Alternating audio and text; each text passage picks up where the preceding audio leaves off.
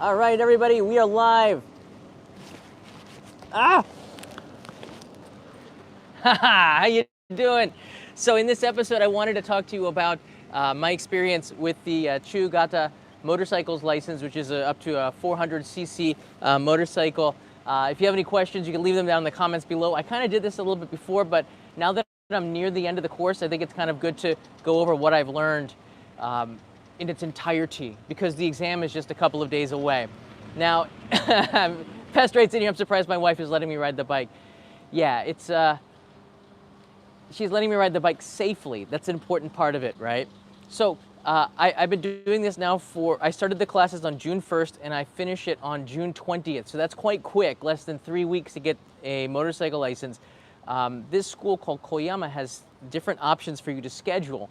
There's one if you don't pay anything extra, which is if you already have a driver's license, which I recommend that you do before you take a motorcycle license, so you know the traffic laws. It's a lot easier that way. It's a little bit cheaper to take. Actually, I think it might be a lot cheaper to take this. It was about 120,000 yen roughly, which is right now at the exchange rates under $1,000. But Japanese driving school is always going to be pretty expensive comparably to the United States, where we learn this in high school, which is crazy. When I tell Japanese friends that, they kind of freak out about it. What? You get 6 hours behind the wheel in high school and that's it? In Japan, you have like a 2-month course. So let me go over the experience here. When I first started, I actually was late to the first lesson. You have to be here for 15 minutes before. If you're 1 minute late, you have to start over. That means you have to reschedule all the courses. Now, after you buy your package or your course, you have a scheduling option. One of them allows you to schedule all of your lessons in advance. I would pick that one because then it gets rid of the stress of knowing when you're going to be scheduling the next lesson. I think I paid an extra like $150 for this privilege. It's a good thing because I see the lines after it and it's quite crazy. So you might want to do it. They call it RATs here. Other driving schools might have something else. If you don't get this package, after you finish your lesson, you can only book one next lesson. So it's hard for you to schedule your life around it. It's easier with the schedule is already decided, right? Now the course material is interesting. Because of the COVID pandemic, you need to get your own helmet, which I showed you. You also need your own gloves. So get a good pair of motorcycle gloves. There's a place called Rico Land in Tokyo, which has a really good selection. I don't know how good the deals are, but the stuff on Amazon sometimes doesn't look that good. So it's nice to try it out and make sure it fits you, especially the Japanese helmets, because I noticed that Western head sizes and Japanese head sizes are different. So you're gonna wanna try that helmet on before you purchase it. It's good. I've got the Shoei helmets, which are really comfortable, and it started to break into my head. So I missed the first lesson. It was my fault. So I had to go to the center. I didn't get angry. I didn't complain. I'm like, well, I'm here before the lesson. I just said, "Hai, wakarimashita." I went to the office and they rescheduled the entire thing, but were able to fit it all in so I would finish it before I go off to the US the day after tomorrow, or on Tuesday. All right, so make sure you're here like 30 minutes before your lessons for the first week, because you have to be checked in by 15 minutes before the lesson time starts. And sometimes the lessons are at 12:30 and sometimes it starts at 12:40. I can't figure it out. But there's an app that this school has that allows you to see your schedule, and they send you reminders on the day. And that's really important, I think, because that was a really cool car. Let's see if you can you see that behind me? That was a really cool, like 1950s car that went by. All right. I was like, what? So make sure you get here on time and make sure you check the schedule out. That's kind of an important thing in Japan, to protect the schedule. Be here super early. They gave me an idiot test to begin with. I failed the last part of it, but it was all in Japanese and it was going super fast. So they gave me an English one a couple of days later and I passed that one. So no, I'm not an idiot, but I kind of felt like one taking the test. I'm like, what? And these questions are so dumb. I was like thinking there's gotta be a catch to it. Don't worry about it if you're doing it. I'm doing it in Japanese because it's about $200 or $300 cheaper. But you can do it in English if you want at a couple of the schools. But I think it's important to learn the Japanese and be proficient in it if you're going to be on the road in Japan. Why not? Rich Masters Hey, Rich, it's nice to see you. John is joining the Japanese Bikers Club. I hear some money for your monthly dues. Thank you. That will go towards some green tea on the road. I get a lot to tell you because Peter and I have planned a Hokkaido trip for the end of this month. I'm going to be announcing it in this live stream. So get ready for it. It's super exciting. There's a reason why I'm doing this. This is the course behind me. And right now, I believe that these people are working. I believe that they might be taking the exam. They're waiting to take the final exam. Now, the gear that they give you, you have to have your own helmet and you have to have your own gloves, but you get that protector, which is that vest. It's made out of plastic. You get shoulder guards, elbow pads, and you can see they're also wearing knee guards. So you get all of that at the school. You can see the motorcycle going around. There's cars on the course. There's trailers on the course. There's like sometimes tractors on the course. People taking all sorts of different lessons. On the right side, you see this is the heikin, which is a balancing beam. The motorcycles are stopped there and going over a very thin beam. They can't fall off to the left or the right of it. And on the left side is the sudden stop, the emergency stop, where you have to go 40 kilometers an hour and stop on a dime after you get to the cones. It's you know what? After you take the course, you have a lot more respect for the road rules and the things around you. Because motorcyclists, you might be right. If a car doesn't see you, you might be right to go straight on a green light, but if a car making a right turn, again, this is Japan, so it's opposite to Japan, opposite to the United States, making a right turn, which is like a left turn, and you're going straight, and that car hits you, you're the one who goes to the hospital. So you have to always be in like a yellow warning mode sometimes when you're on a motorcycle in city traffic. Gosh, I have a lot more respect now as a motorist in a car of my surroundings now that I've started to ride a motorcycle, and that's kind of a really good thing. I don't expect to be riding a motorcycle as often as a car, like every now and then, but just to learn the rules and to feel what it's like on the road for a motorcyclist, it's kind of a really good thing, I think. So behind me you see a motorcycle going by. Do you see that? I would never do that. They have like short sleeves on now. I got like this armored jacket.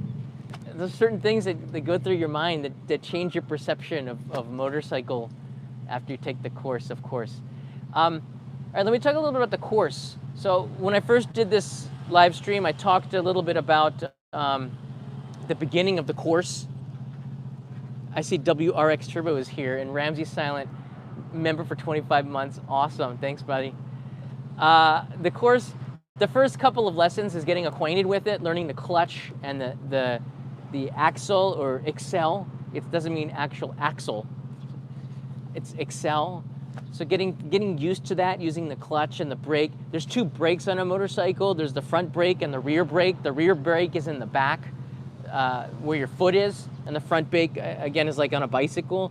And getting the idea and finding the balance, using a little bit of the rear brake and the front brake maybe 80% of the time, and the rear brake 20% of the time, finding the balance so you don't topple over, you don't fall over. It takes time to do that. So the first couple of lessons really helped a lot to get accustomed to the course a little bit, but just to learn the basics. All right, come over here. Now the instructors, each one is different. And it's interesting because some of the instructors are a lot better than the other ones. I don't know why. So I get along with some of them and I don't get along with others of them. Some of them are here because it's their job, and some of them just love to teach. And you can tell right away when you meet them.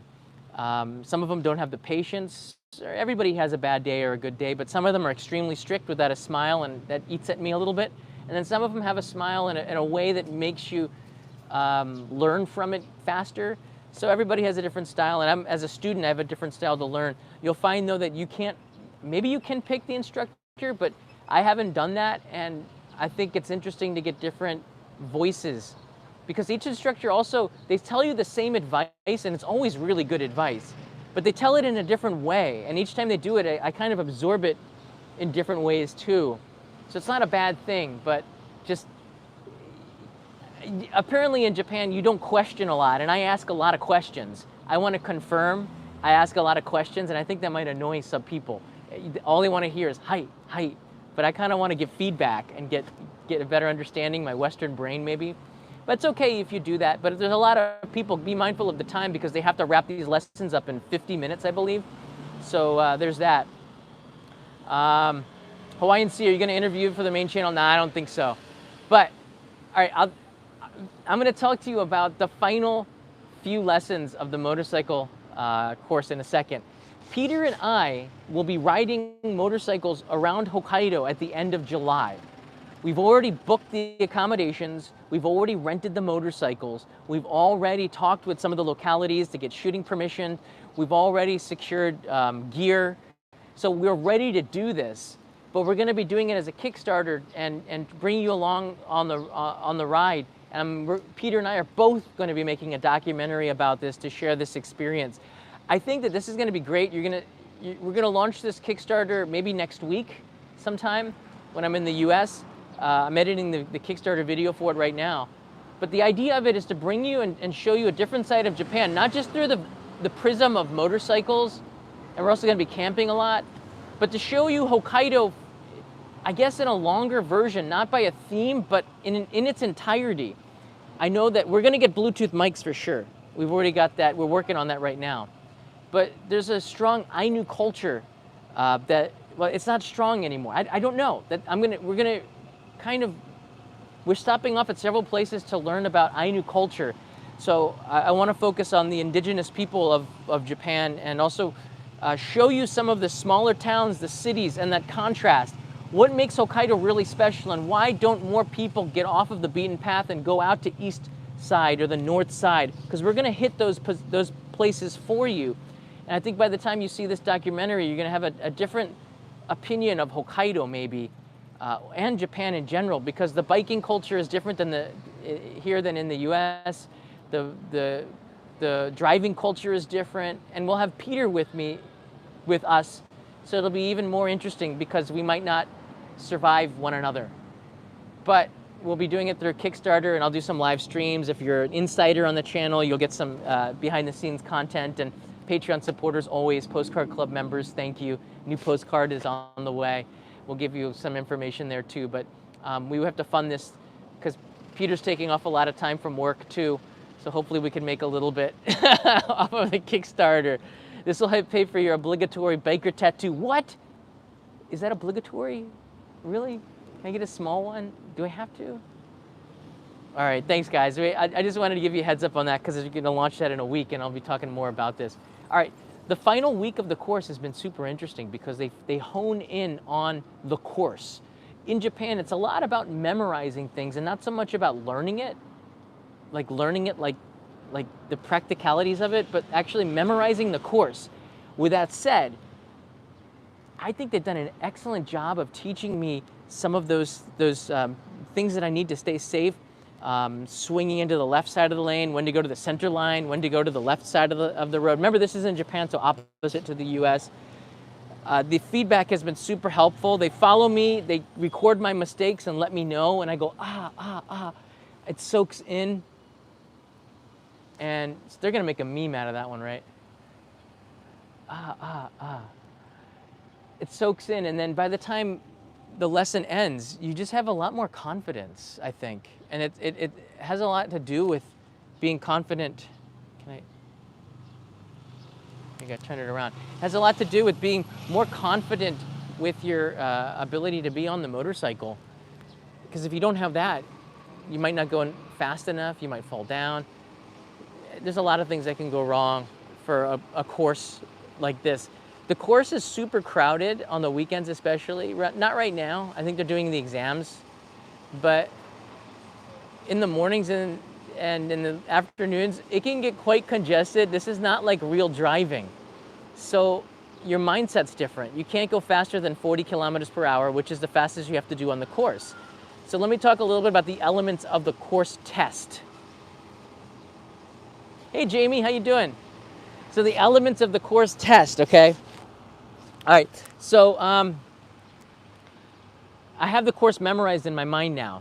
You start off, but every single movement that you do, of course, is being scrutinized. So you have to grab the handles, you have to, look left, and you have to make sure there's no oncoming traffic, and when there are no cars coming, you kick the stand, you get onto the bike, put it in the turn the key, turn on the ignition, put it into first, right? And then you do a safety check, and then you pull out.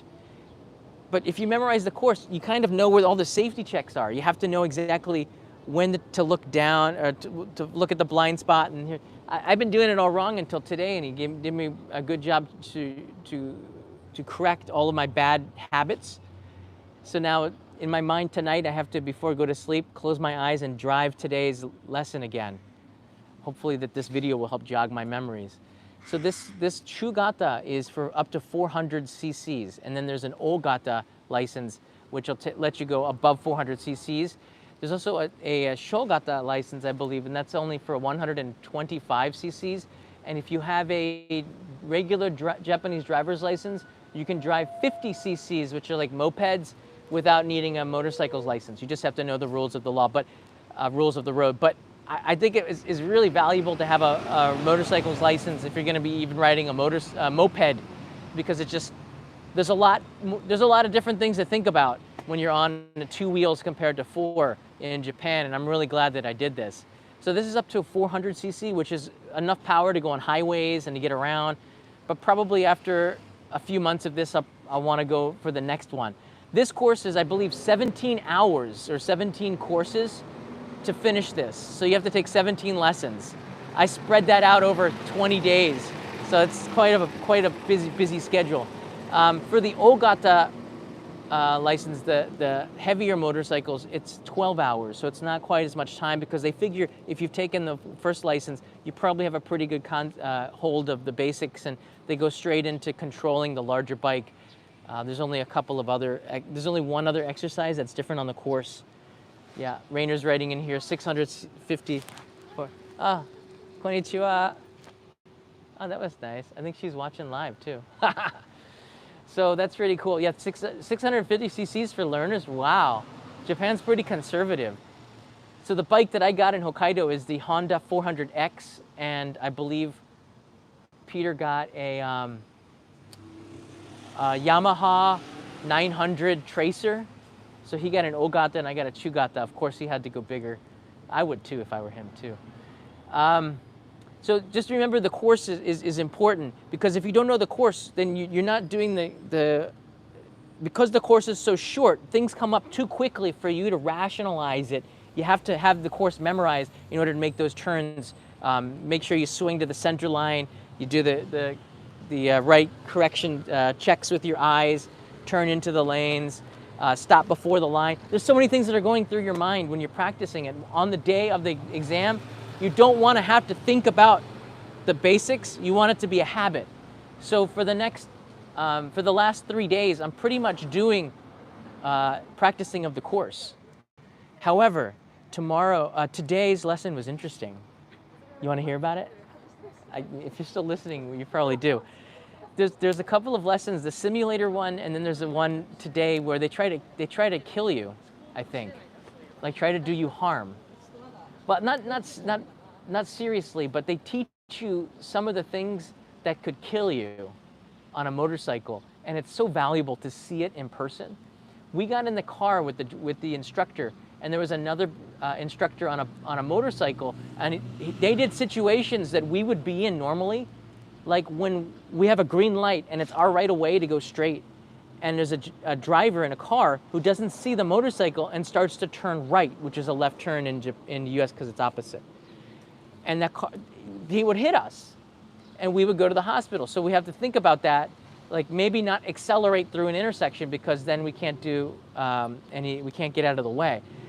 That's probably one of the biggest accident causers in Japan. We have the right of way, but the car doesn't see us and hits us because they're doing a turn.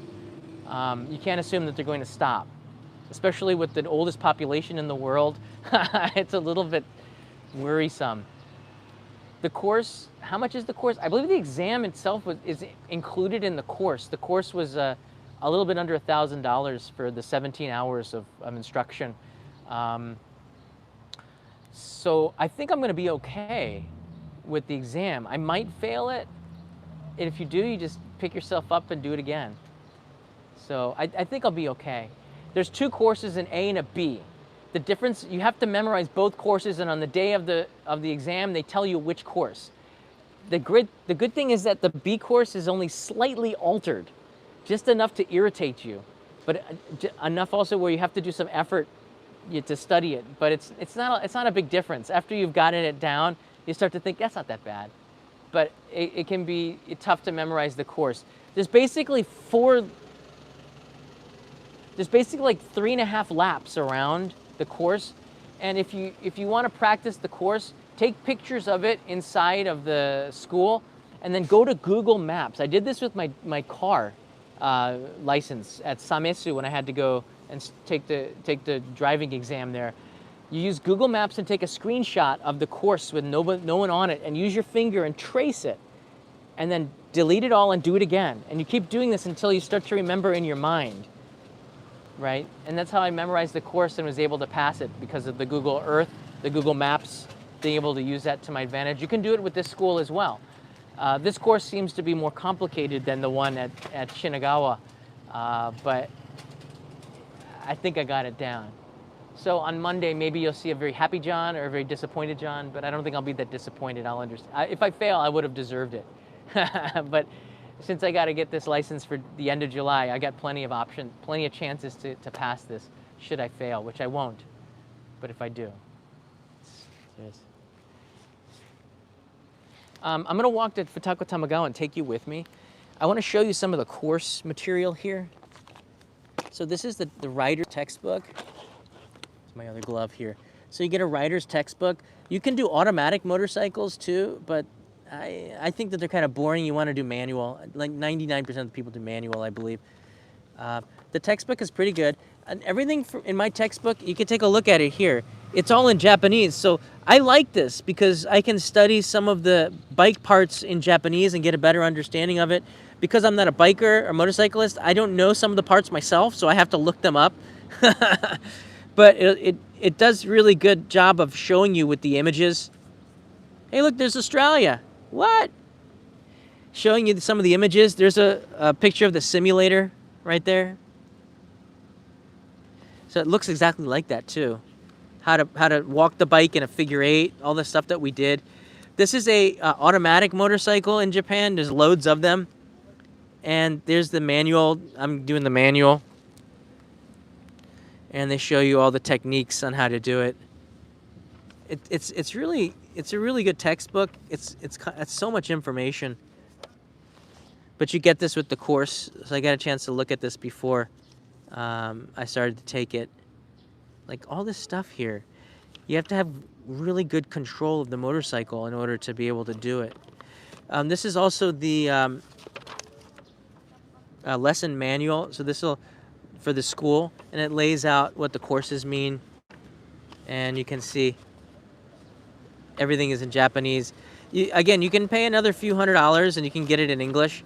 The English-speaking instructors are really good. They speak fluent English. It's not a problem then. You have to just go with your comfort level. Here's the schedule. This is really, really important to take a look at here. If you look at this, in the afternoon, it starts on the 30s, you see here? And they put it in bold because, again, if you're 15 minutes late, you'll miss your class. You have to reschedule it all again. 15 minutes, sorry, if you're not 15 minutes early, you have to check in 15 minutes before these times. So it says here, like, I started today at 11:40, so I was here at 11:10, actually. So I checked in. You have to be here by 11:25, but I was here at 11:10 and didn't have to worry about it, just in case my train was late or something. Just make sure you're here 15 minutes before the start, 20 minutes before the start time. Maybe you should put that in your mind so you can get your information, show them your paperwork and your driver's license, which you have to do each time. Again, if you're 15 minutes late, it's over. I know because that happened to me. Can I show this to you? This is my course schedule. I don't want to show you my numbers and stuff here, but this is my original schedule. You can see a lot of it was on the weekdays because the weekends are scheduled far in advance. And then my graduation date was here on the 20th. But I got to take it this weekend because I messed up and I missed the first. I missed the lesson on my first lesson here. I was late, so that threw everything up. You guys getting this? The hardest thing about this was to just go to the school and take the first lesson. After that, it just falls into place. You get used to going in there 15 minutes early, putting on your gear, waiting, getting called in by the instructor. It's the same pattern. But the hardest thing was just getting used to this whole thing. I see Katayama's here. I'm trying to look at Katayama. Oh, thank you. Good luck. I appreciate it, buddy. Keep in mind that in the summer, it's really hot. When is the best time to take up motorcycle lessons? The spring, when it's cooler, because you gotta wear a long jacket, a long sleeve shirt, you gotta wear pants, you gotta wear long socks, and you have to have appropriate shoes. In the summertime, no shorts. It's gonna be hot as Australia. There's a lot of Aussies here. It's gonna be hot as, it's hot in the Japanese summer. So you probably don't wanna take it in August, but if that's the only time you can take it, then you gotta do it in August, right? I'm putting the helmet away. I'm gonna take you now to Futako Tamagawa Station and show you the walk here because it's kind of nerve-wracking. Let's get the helmet in. It's a nice helmet Peter recommended. You can hear them with announcements very often. It's almost like military precision with the announcements. They play music. This is still Japan. So you cannot ride a motorcycle with shorts, or at least you shouldn't. And you get the feeling that a lot of these instructors are ex-police officers, and they care about your safety. So they are pretty strict, but I wouldn't want it any other way. I always thought that teachers that weren't too strict enough sometimes. Oh, sorry. Okay, I'm ready to go. Boom. All right. Teachers that weren't strict enough sometimes didn't care, because I don't know. There are teachers that I liked when I was a kid and teachers that I didn't like. Now I'm getting older. I kind of respect the strictness. All right, I'm gonna put this on because I might have to use it. So this is the entrance to the school. They do have buses for certain places that'll bring you here. There's where I go on every day. They take your temperature, give you alcohol. You go to the check-in desk, get your, cool. To get your, he's riding a motorcycle to take a motorcycle class. That's pretty cool. Maybe he's going from Chugata to Ogata.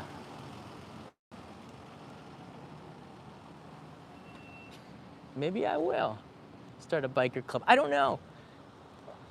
First, I got to get comfortable with this, but it's a different, completely different way to take a look at Japan. Once I started driving, I noticed that this is the path that I have to walk on. It's really narrow. Once I started driving, I started to see Japan in another way. You know, because in Tokyo, you don't really need a car, but Japan is very much a car culture.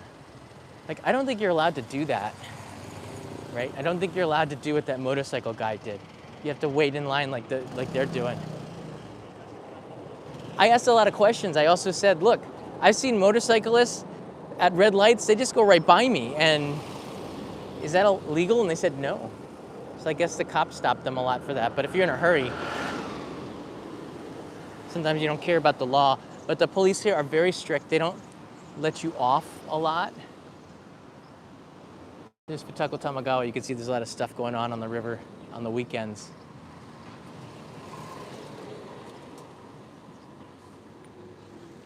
Natalie, we leave on Tuesday. Wow, look at that. That's a pretty sweet looking little van there. We're leaving on Tuesday morning for the US, so I've got a few more days. Did anybody see the video I just released yesterday on Melody Roads? This is a very relevant episode to driving. Another thing I picked up, thankfully, because once I got my driver's license, I could make videos like this, and I saw Japan in another way because of the car. So that Melody Road is I knew about them before, but I could cover it better when you have a car. This road is so narrow. So you see there's a lane for bicyclers. That's the white arrow on the road there. But there's not a lot of space for cars. You're supposed to ride here. Not a lot of people do that. Sometimes they'll ride here because it's safer, but I guess you have to do what makes you feel comfortable.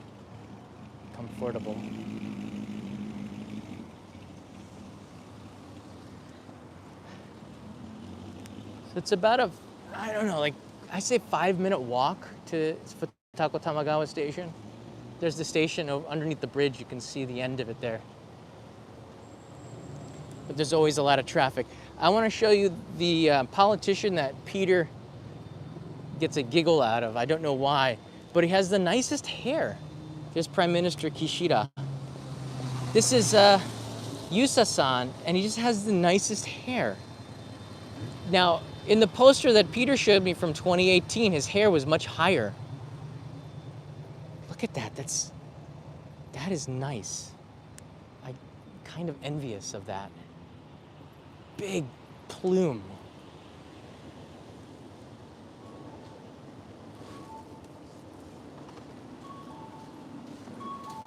Just kind of appreciating what I do have. To show his virility.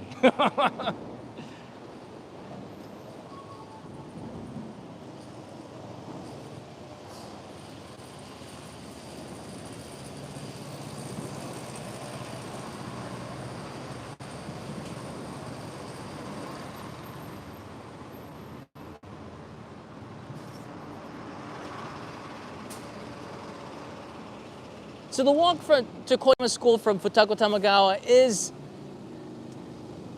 more stressful than actually riding the motorcycle. I'm serious, because it's so narrow. There's other people going by.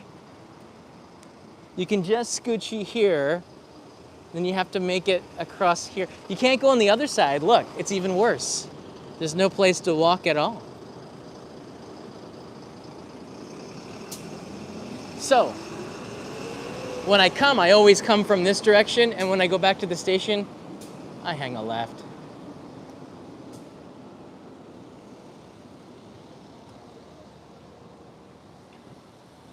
The weather is really not bad today. It gets to like 35 degrees with high humidity in a couple of weeks, I think. But it's just okay enough. It's just okay enough where I can wear this jacket. It's got such good breathing. This is Peter's jacket. Thank you, Peter. He's loaning it to me. It gets really good air filtering in through here, so you could wear this in the summer and you'd be okay with it.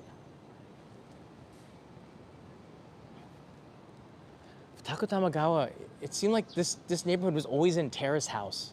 that Netflix Fuji TV drama series, because it's just so nice. And I live like right on the Sumida River in downtown Tokyo, but this place is just so much nicer. It's so stylish. Check out these back alleys and the restaurants here.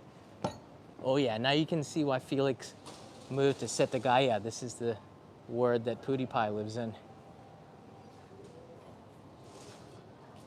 Wow. At night, it just lights up. Let's see, God, we can go around this way. Let's just go straight.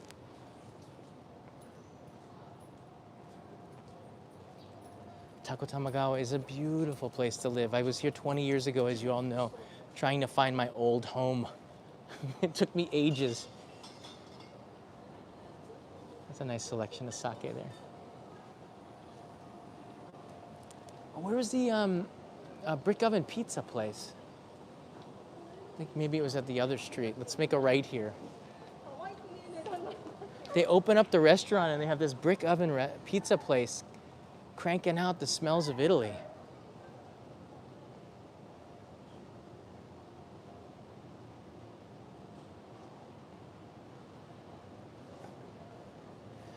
Despite coming here like almost every day for the motorcycle lessons, I haven't eaten here or checked out any of the restaurants. And you don't always look at the first floor. You can pan up and look at the second floor too.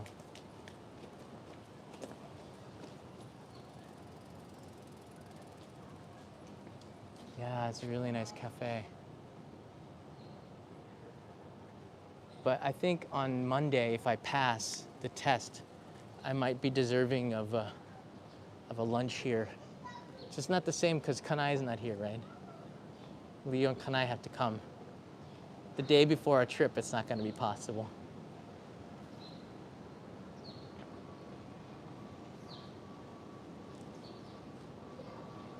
Beautiful, clean, quiet streets in the center of Futako Tamagawa. A lot of money in this neighborhood, though, on the Oemachi line, which is like the, I guess, sort of like the Beverly Hills of Tokyo.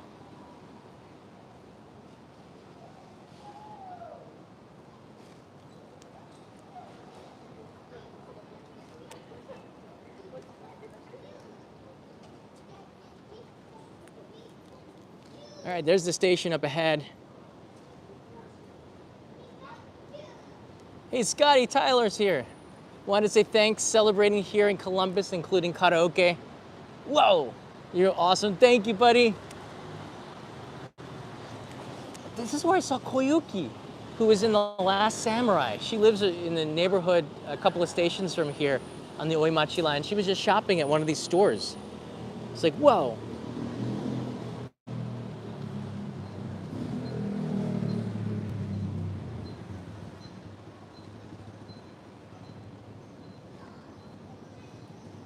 My apartment is just across the street, my old apartment.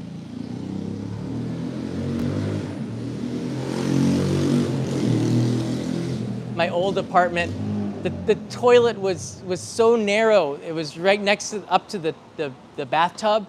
So I'd have to put my feet into the bathtub to use the toilet. So often I would just go outside, cross the street, and use the toilet here because it was nicer.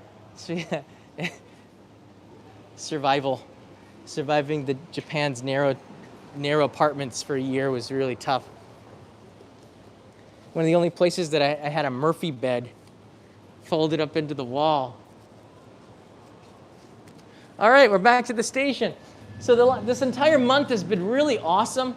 I haven't done as many live streams because I've been so busy. I have next week another video release on the melon auction on the main channel, so things are going pretty good. It'll be nice to get back to the United States, though, and take a little bit of a break, but I'll still be editing, and I'll still be setting up the live streams for later. Here we are, Futako Tamagawa Station. Thank you, everybody. Thank you, everybody. I hope you enjoyed this, and if you have any questions about motorcycles, school, or anything like that I didn't talk about in the last couple of episodes, write a comment below and I'm happy to answer and help you out. I'm sure there's other motorcyclists will lend a hand and answer some of those questions too.